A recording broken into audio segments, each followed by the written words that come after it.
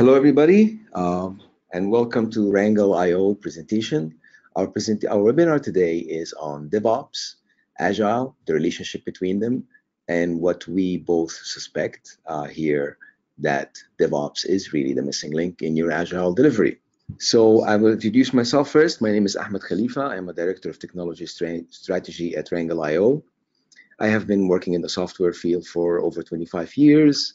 I spent the last 18 years helping clients from large-scale enterprise, financials, space agencies, to small startups around the world in SOA architecture, integration, middleware, web development, mobile analytics, cloud, and I am also teaching cloud computing and modern enterprise architecture at University of Toronto School of Engineering.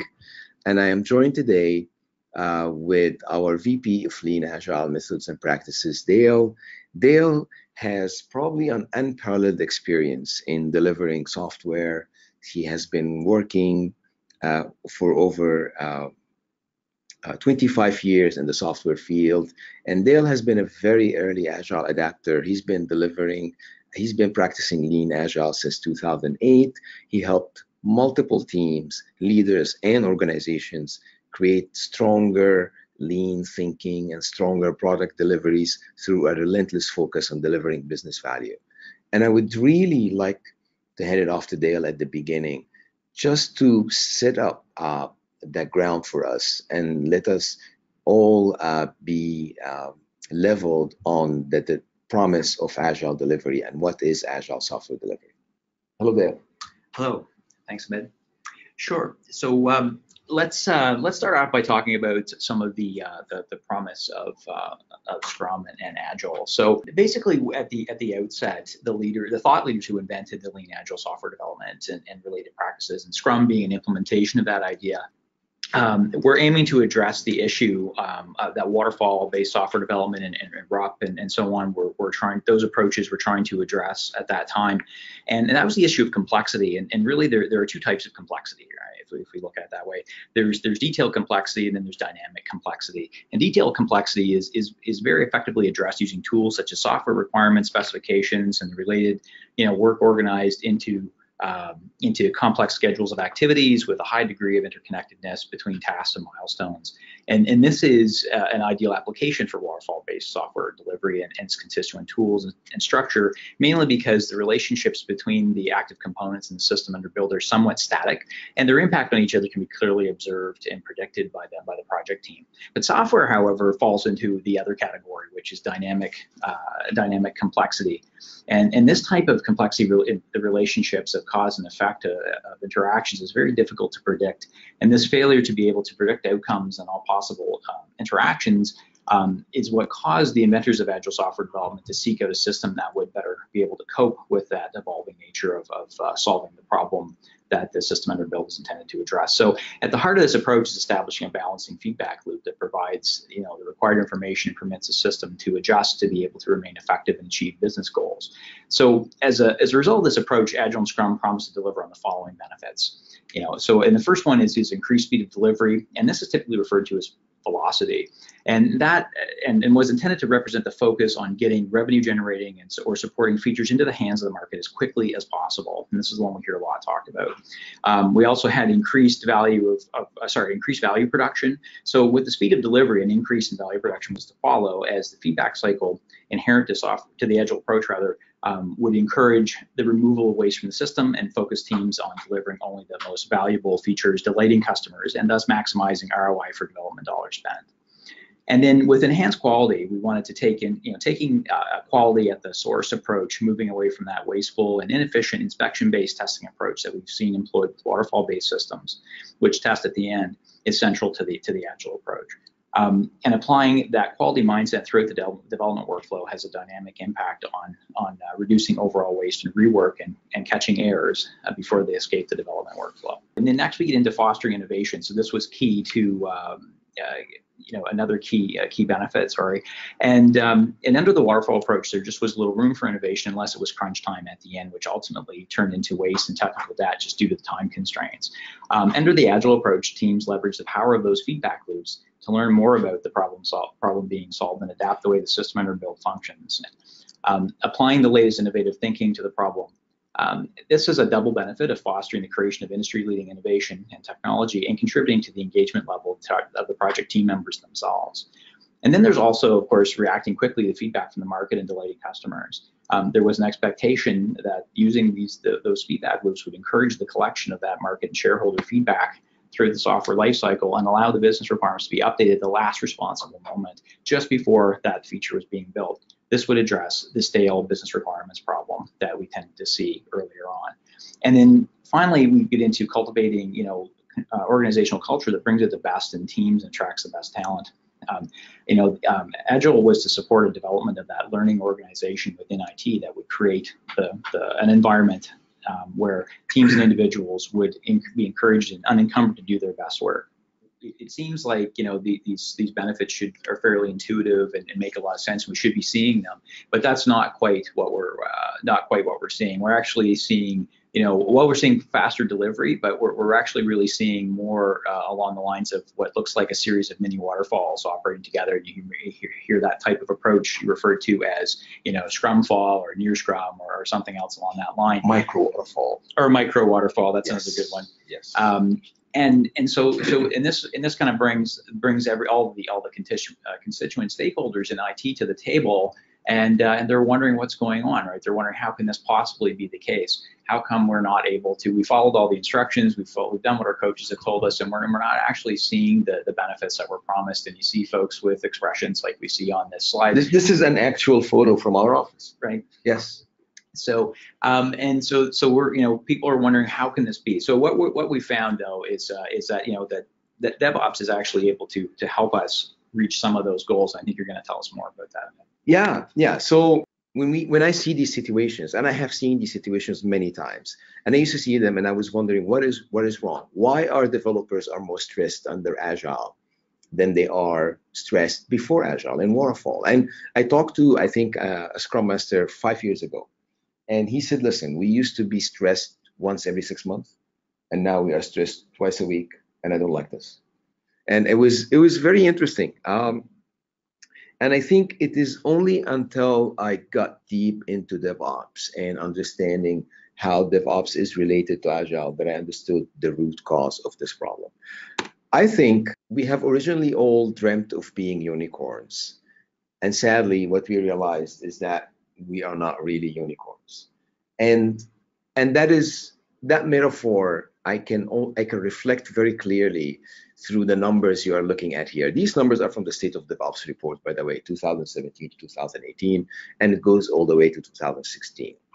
The numbers of the report are suggesting that high-performing IT organizations that has strong DevOps practices, that are using automation, that has architecture that enable DevOps, that are doing all the good stuff that we're going to talk about shortly, are actually delivering faster, but the speed of delivery is shrinking. Organizations that do not have good DevOps are starting to increase their speed.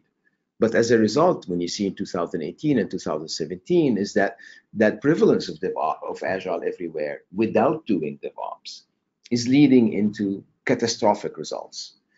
The change fail rate, software quality as measured by change fail rate, has gone 7 times worse. The time to restore service, an important measure of software quality, how long does it take me to restore a service, is almost 2,600 times as bad. I mean, the Googles and the Facebooks and the Netflixes of the world can restore a service within 1 to 2 seconds, while it will take someone else almost 10 hours to a day to restore the service.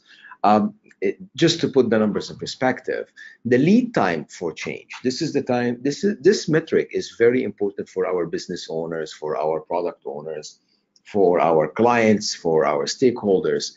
That is almost 2,500 times as much. I mean, if it takes somebody half a day to get something from an idea into the production, it will take another business 2 years almost to do that. So this is the gap that we are looking at. And in reality, we think DevOps as a practice, I mean, it is controversial, and a lot of DevOps people would be unhappy maybe what I say, but we are an Agile enabler. We are here to enable Agile delivery. I would like Dale to quickly go through the build, measure, learn process, just so we can recap it. Sure. So as mentioned earlier, at the core of Agile software development is that balancing feedback loop, right? And the lean startup movement to popularize an implementation of such a feedback loop called build, measure, and learn, which has been highly popular and adopted by most Agile teams.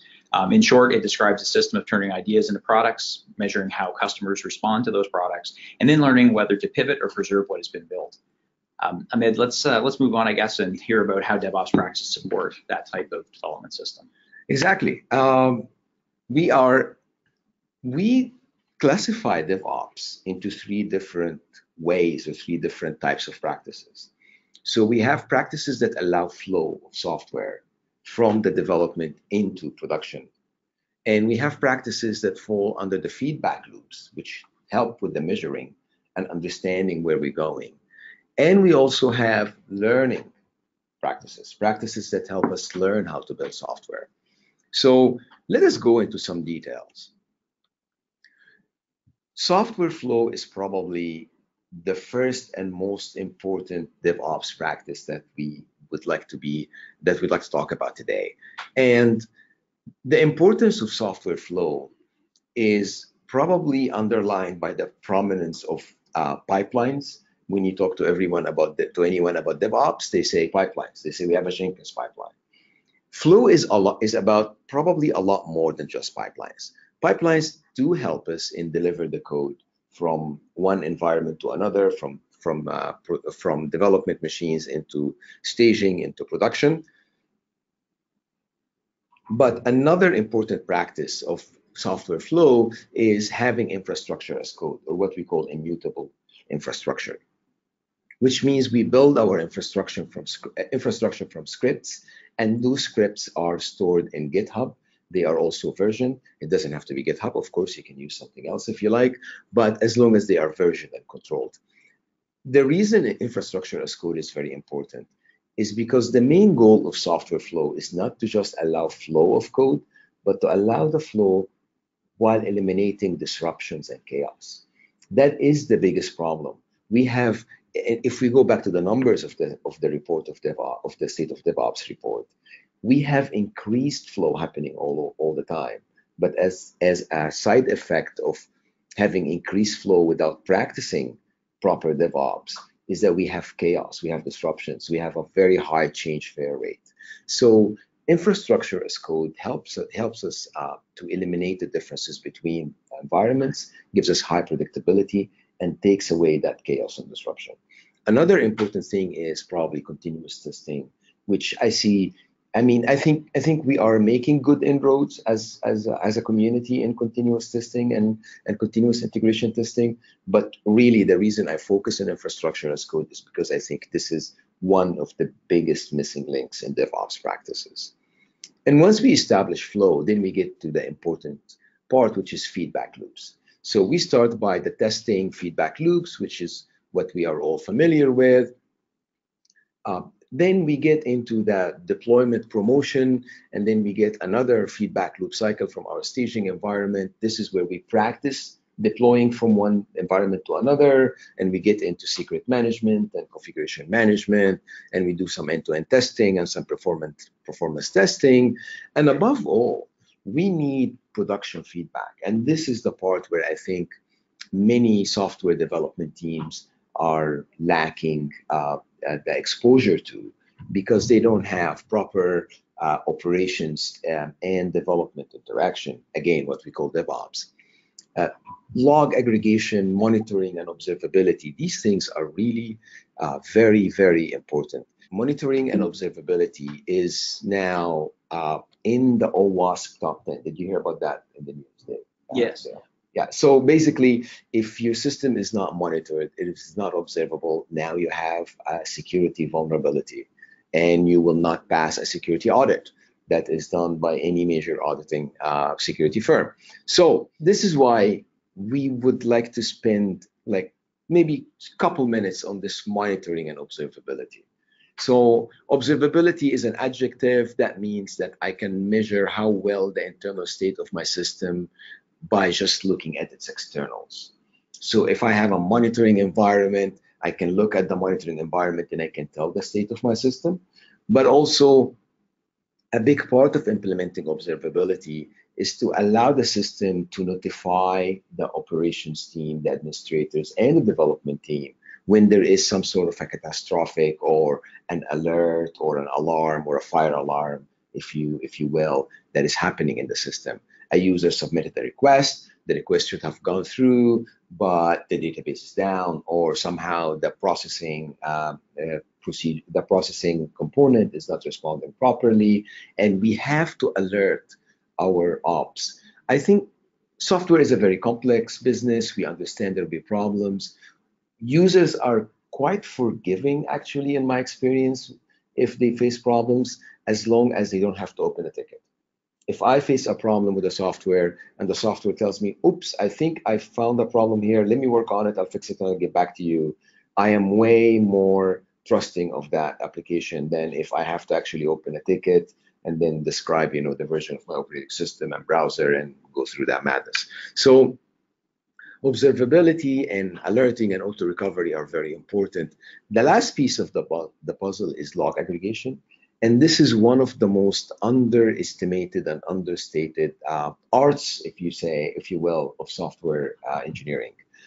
Log aggregation starts by logging, uh, teaching and educating the development team on what do they need to put in their logs in order for these logs to be actually useful for the support and operations team is by itself an important piece of that puzzle, and it gets the operations team and the development team talking to each other and actually cooperating and collaborating on a common goal, which is serving our users.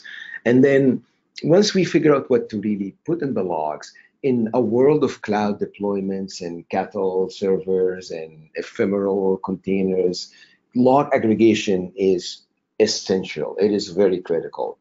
All logs need to be aggregated, indexed, sorted with the proper search tools, very comprehensive tools that allow support teams to quickly hone in, zoom on any problem, and find a solution to it very quickly. So log aggregation and monitoring is very important. Then we get into the third category of components, which is DevOps practices, which is learning. How do I learn? I learn by introducing new components, but I am not quite sure that that component will be very successful. So how do I learn? How do I learn? How do I find out if this component is successful or not? Maybe I'm going to do what we call a canary deployment. I will deploy that component so 5% of the users will see it, and that I keep the 95% of the population safe until I judge that component to be good enough to be promoted or maybe roll it back. Another practice is A/B testing. A/B testing is when I deploy two versions of my software, two different sets of behaviors, and I get the digital product out to my team, to my customers, while I decide customers in one country can see a version and another country can see another version, or certain users in a certain domain, etc., etc. Another one, oh, I love this picture. Another one that I like, one of the DevOps practices that I really like the most is dark launches. Dark launches is very important when we have, let's say we have a new component that is going to connect to a new database that has not been used before. It is going to connect to a new, let's say, queuing system or messaging that requires a lot of configurations. And I am worried that when I deploy this, everything is going to blow up to pieces and the clients are going to not be very happy with that.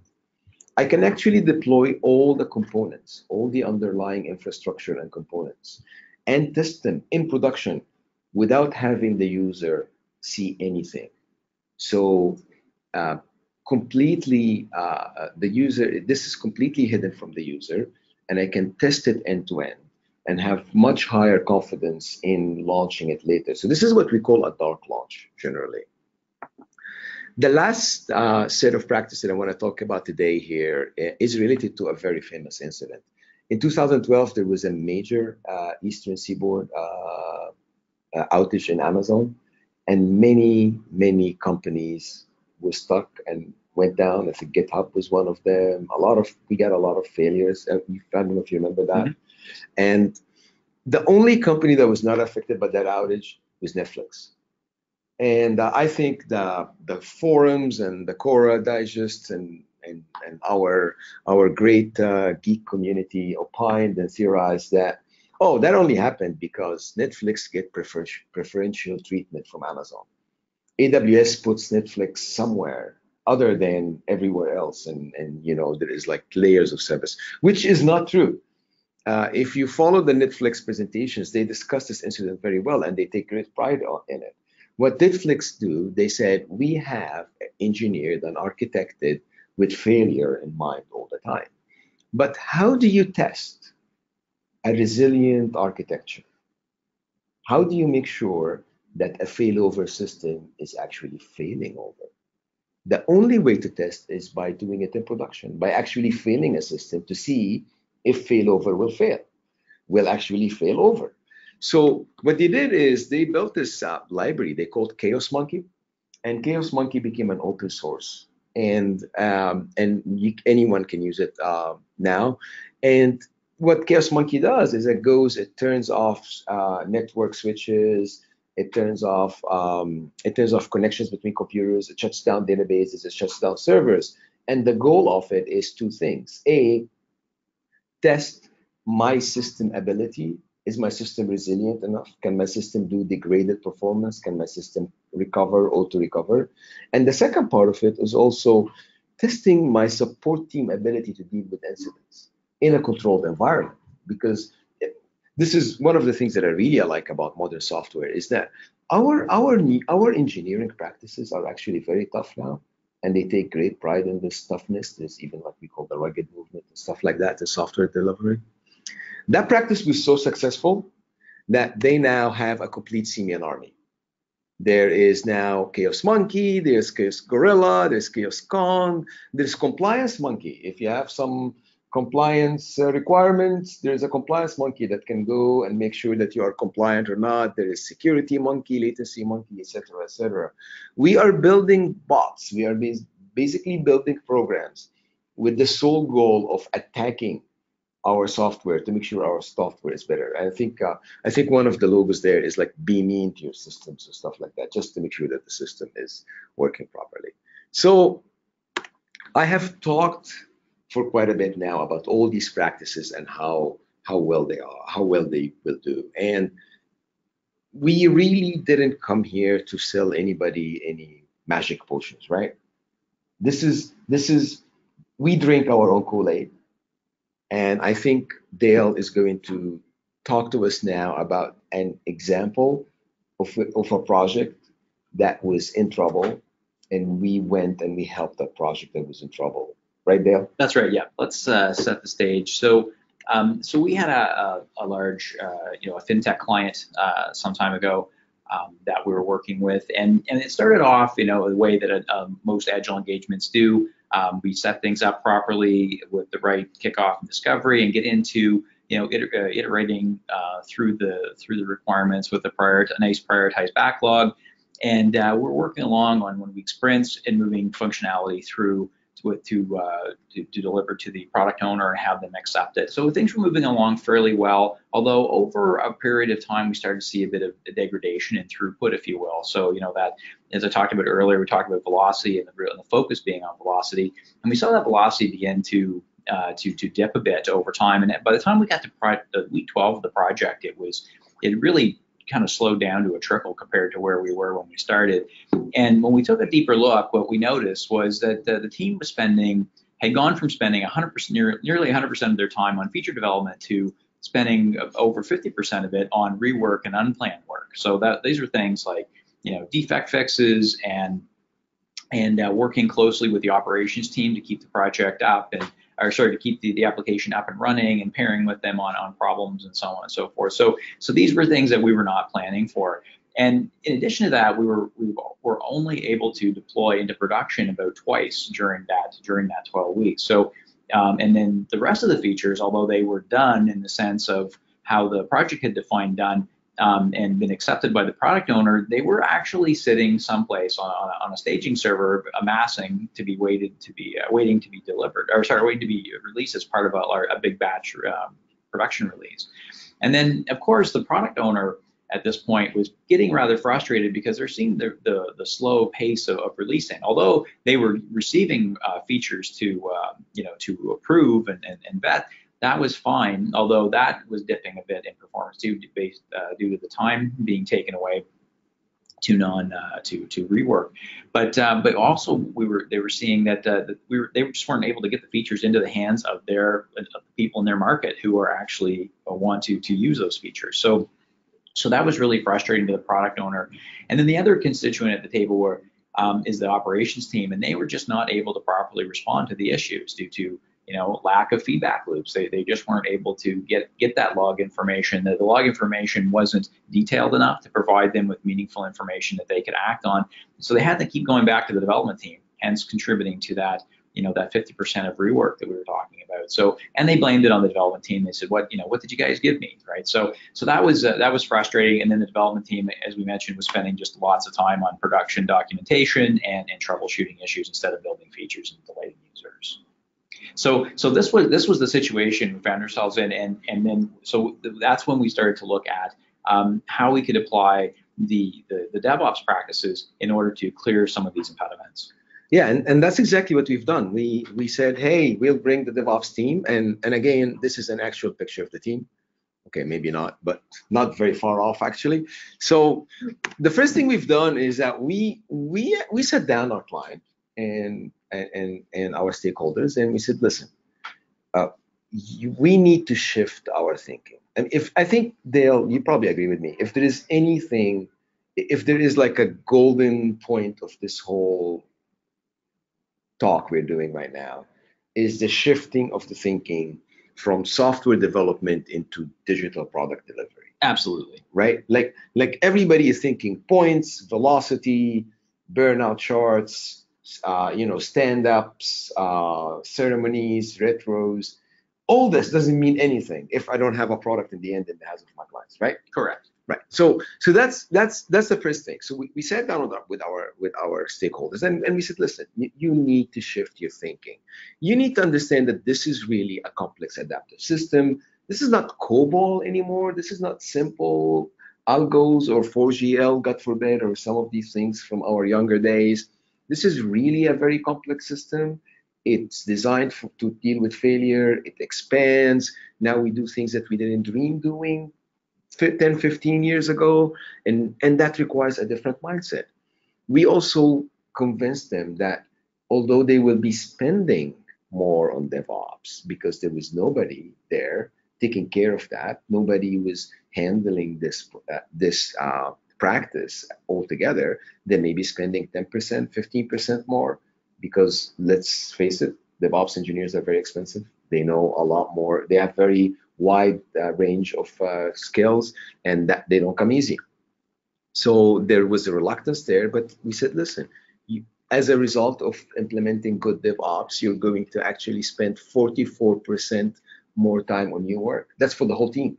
So if you have 5 developers or 6 developers working, you're going to get a lot more productivity out of them, and you're going to spend much less time on unplanned work, not to mention all the other benefits. So the client said, okay, let's do it, but let's be smart about it. So we went and attacked the most painful point first. The most painful point first, like the most important thing is what Dale was talking about earlier, which is problems happen in production, but they're opaque. Nobody knows what's going on. The logging system, the system is not logging things properly. So we went and we did a revamp of the architecture to embed operations knowledge into our architecture. So from now on, when you put a message in a queue and the message gets processed, that is not the whole thing. When the message is marked, when the message fails, after it fails a few times, it's marked poisoned, it goes into a dead letter queue. When the message goes into a dead letter queue and there is a problem, there is an automatic alert, an alarm that happens that sends a notification by email. And if there is a process error, then it goes into a business support. If it is a database that is giving an exception or something like that, if it's a technology error, then that goes into technical support. All the required information is there. We find problems before our users find them, and that was an important goal. The second part was we educated our developers on the operating system, on the support team needs of logs. So we set the two teams together. What are the information missing from you folks? How can we provide it from the development team? Let's add the proper logs. Let's have a monitoring and a dashboard connected to our log aggregations. We have a cluster running of 3 servers, and a problem happens. Do we want to go to all 3 servers looking for where the problem happened? Where are the logs? We got log aggregation from all the servers into a central location where we actually can monitor these logs and go through them and sift the data and like zone in on problems. Once that got fixed, that was the first goal. Once that got fixed, we had to go work on the flow. So although the order is generally flow and then feedback, but because of the nature of the system and the emergency we got called in, we worked on the feedback first to ease the pain, and then we wanted to work on flow to improve the throughput. The first thing we did on the flow part is that we looked at our old architecture, our revamped architecture, front end, back end, everything, and we rebuilt the development environment from scratch using Terraform scripts. I mean, you can use any scripting languages you want, but we have built a Terraform script. And that script contains all the configuration details. And we took that script and then we promoted it into staging environment. And once that proved successful, we did it into an alternative production environment. And then we finally switched our DNS servers into that new alternative production environment. That was a major undertaking. That was probably, I would say, the meat of the work we've done. And the results of that were incredible. The confidence of flowing software, of releases, of deployment went through the roof. It would take the operations team 6 to 8 hours in conjunction with some of the developers, the senior developers in the team, in order to get a new release out. And they will have to do it on off hours, so they'll have to do it on the weekend, they have to do it at night. It was a miserable experience. I mean, to be blunt about it, nobody was happy. Nobody took pride in that. And we moved into the point of coming at 8 o'clock in the morning on a Thursday, 8:15, the release was done, 0 downtime. New features are out. Everybody was happy.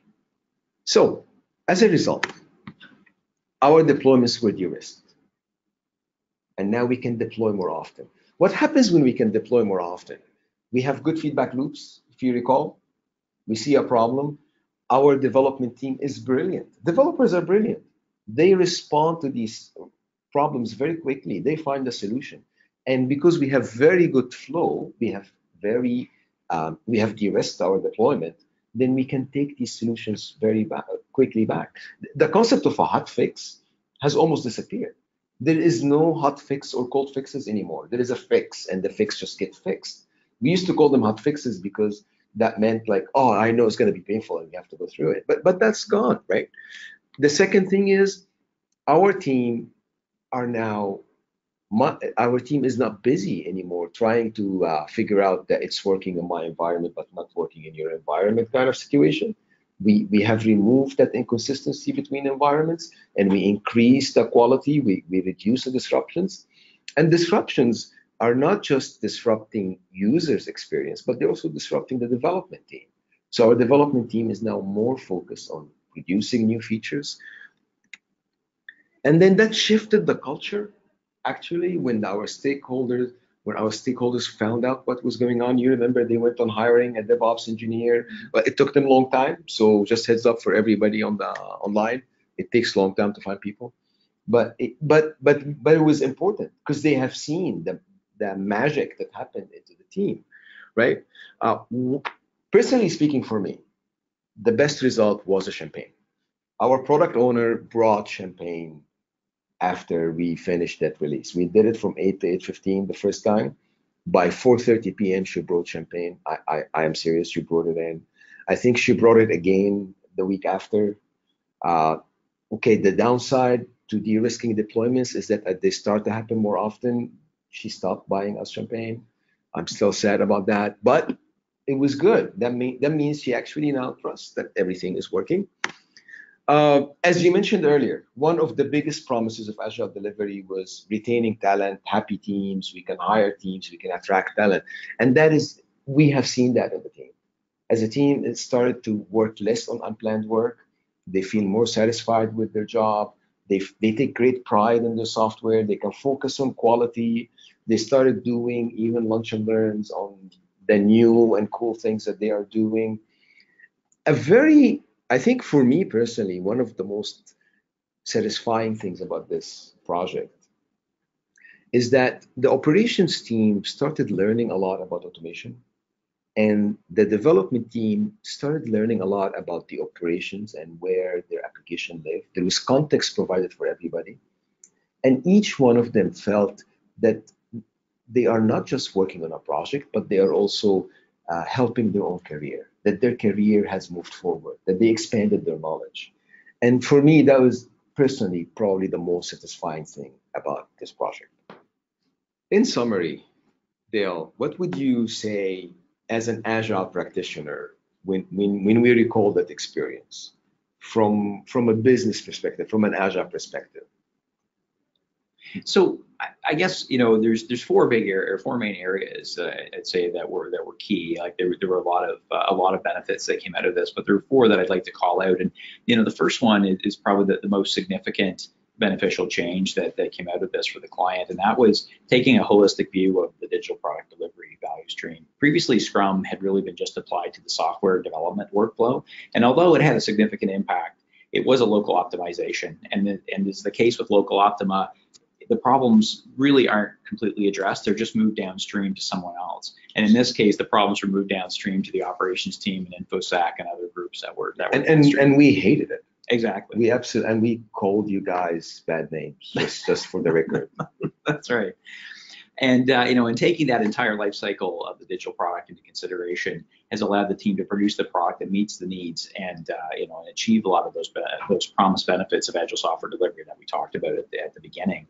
And of those, the two kind of big ones that jump out are enhanced quality and enhanced speed. And part of taking that holistic view involved broadening our perspective on the definition of quality.